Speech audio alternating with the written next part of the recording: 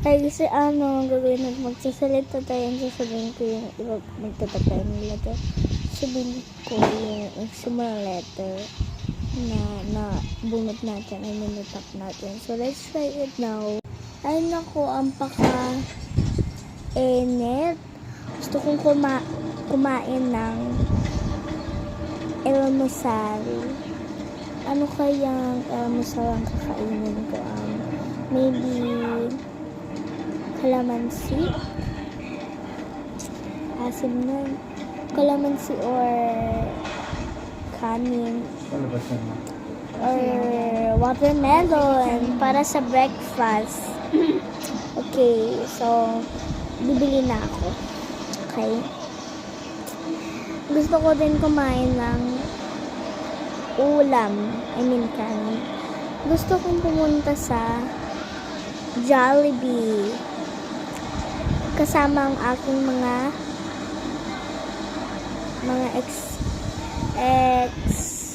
ex-friends.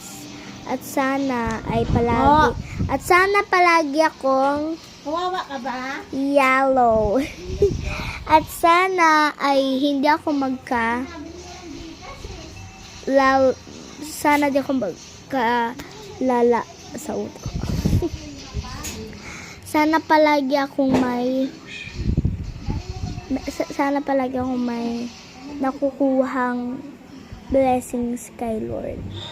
At sana masaya kami sa sana masaya kami sa reunion ng family namin. At sana ay palagi kaming ligtas ng aking mga magulang. At sana ay palagi akong may yaya para hindi ako mapagod maglinis. At sana ligtas ang yaya ko sa mga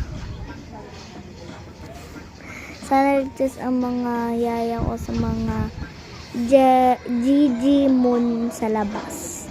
At sana ay palaging healthy ang aking pamilya.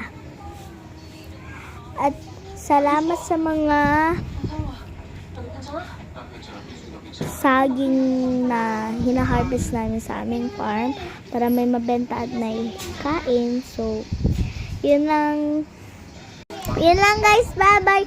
Bye! It's done!